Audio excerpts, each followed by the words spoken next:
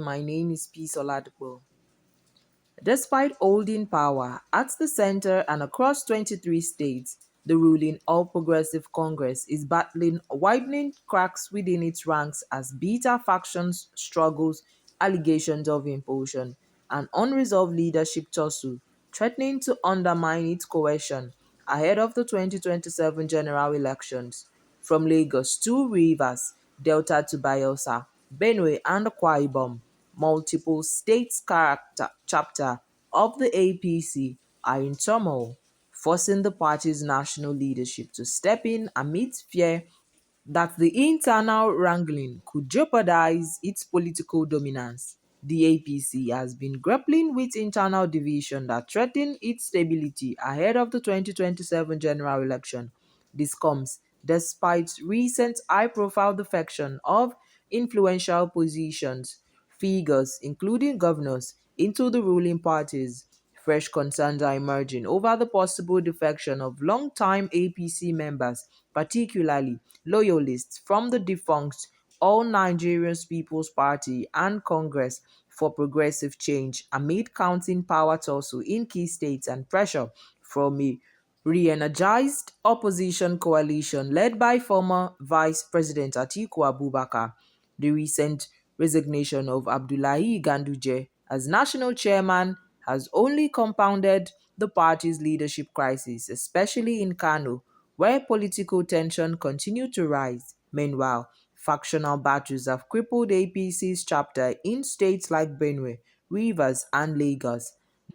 There is also increasing speculation about a brewing rift between President Bola Tinubu and Vice President Kashim Shettima, despite public attempts to present a united front, including the recent appointment of Prof.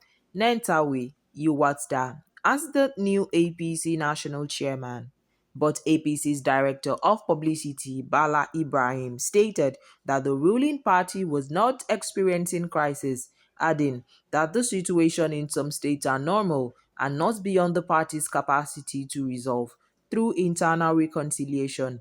Ibrahim added that the ruling party had strong machinery of party stalwarts that resolves internal party crisis. There are indications that the People's Democratic Party (PDP) is making frantic efforts to lure President Goodluck Jonathan to its fold for the party's presidential ticket in 2027. The Guardian gathered that a strong lobby of high-placed stalwarts has been mandated to convince Jonathan with the offer of an automatic ticket due to the reservations about Mr. Peter Obi's purported plan to return to the PDP. This is just as former Minister of Information and National Orientation, Prof. Jerry Garner, noted that even though the 2023 presidential candidate of Labour Party, Obi, is a good candidate, the PDP has a better candidate. Ghana, during a national television program on Arise Television Primetime, disclosed that Obi would easily win the presidency if he returns to the PDP, explaining that the party's structure in the northern part of the country would guarantee his ballot numbers. However, some chieftain of the party who are interested in contesting the 2031 presidential poll announced their preference for the former President Jonathan, saying that the constitutional limit of two maximum terms limit the former president to just one term of 4 years.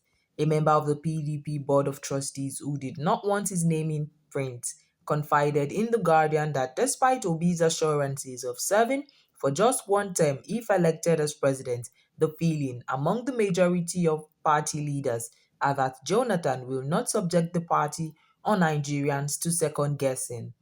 It was gathered that discussions about the feasibility of bringing back former President Jonathan formed part of the engagement among some party stalwarts in the Gambia, alongside issues on financing the party and funding the forthcoming presidential contest. Special Assistant to Governor Bala Mohammed, Lawal Muazu, had last Thursday revealed that his principal, Governor Mohammed, Senator Abdul Ningi, and Dr. Jonathan was part of a delegation to a summit focused on bilateral relations and promoting democratic governance in Gambia. Muazu explained in a post on his Facebook page that the visit was also seen as part of the ongoing effort to strengthen the role of African statesmen in conflict resolution, good governance, and electoral support mission within the continent, pledging to throw the weight behind his former president. The Bauchi state governor, who is also the chairman of PDP Forum, stated that he would support the ex-president.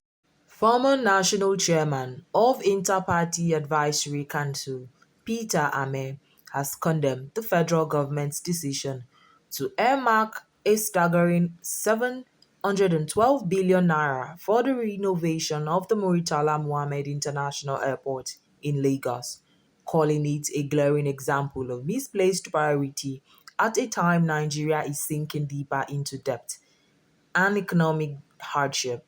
The African Democratic Congress (ADC) told the same path, describing the expenditure as wasteful and reckless in a time of widespread economic hardship. But the Minister of Aviation and Aerospace Development, Festus Keyamo, defended the cost, saying the Bureau for Public Procurements, which scrutinized and fixed the final cost, did an excellent job. Nigeria is grappling with one of the worst debt crises in history, with public debt surging to over 121 trillion as of mid-2025. In 2024 alone, the country spent more than 96% of its revenue servicing existing debt, leaving little room for capital investment in productive sectors like agriculture, education, and healthcare. The cost of borrowing has spiked, and external lenders are becoming more cautious, yet government expenditure continues to balloon, often on projects with questionable values. Ame warned that Nigeria's public health sector is on life support, with federal hospitals running without essential drugs, doctors, or nurses, but the government is spending 15 trillion naira on the Lagos Calabar Coastal Highway and 39 billion naira spent on the National Coverage Center, which remains largely inaccessible to the public. In a statement signed by its National Publicity Secretary, Bolaji Abdullahi, the ADC questioned the rotational and legality of the project, noting that the airport underwent a major upgrade just 3 years ago. According to the statement, the project is another brazen act of fiscal recklessness and official insensitivity. It further confirms how far this all-progressive Congress government is removed from the reality of suffering people of Nigeria. The party queried whether such a monumental sum has received the necessary approval from the National Assembly and raised concerns over the absence of a public breakdown of cost or any transparent procurement process. ADC pointed out the MMIA already had a new international terminal commissioned in March 2022 by then President Muhammadu Buhari. It suggested that the 712 billion naira could be spent on transformative projects that directly impact citizens, including building teaching hospitals, providing free basic education in multiple regions, implementing rural electrification, or rehabilitating vital federal road infrastructure. The Lagos state government yesterday identified about 176 illegal estate developments in the Eti-Osa, Ajay-Bejuleki, and Epe axis of the state and has given the owners a 21-day ultimatum to process their layout approval. According to the government, the estates were deemed illegal due to the failure of the owners to obtain layout approvals from the Ministry of Physical Planning and Urban Development and were listed in a document published by the ministry today. The Permanent Secretary Office of the Physical Planning, Oluwole Sotire, said the illegal estates compromise this sustainable development ethos and the themes agenda of the government by operating without approval. Some of the identified illegal estates include Adron Homes, Elerambe, Aino Gold Estate, Okunfolu, Diamond Estate, Ekwetu, Prime Waterview Gardens, Ikate Elegushi, and Royal View Estate, Ikota, amongst others. The government has therefore given the owners of these estates a 21-day order to submit the necessary documents to his office in the Ministry of Planning and Urban Development Secretariat, Alausa Ikeja, to process their layout approvals. He stated that this exercise was a routine function of the ministry in line with its mandates to regulate the development of public and private estates in Lagos State by processing and granting layout approval to foster a functional, organized, orderly, and resilient smart city as encapsulated in the themes agenda of the Lagos State government. Soture also emphasized the importance of all developers and real estate practitioners registering with the Lagos State Real Estate Regulatory Authority, which is responsible for regulating, coordinating, and monitoring real estate practitioners in the sector. That's all on the news. My name is Peace Oladipo. Thank you.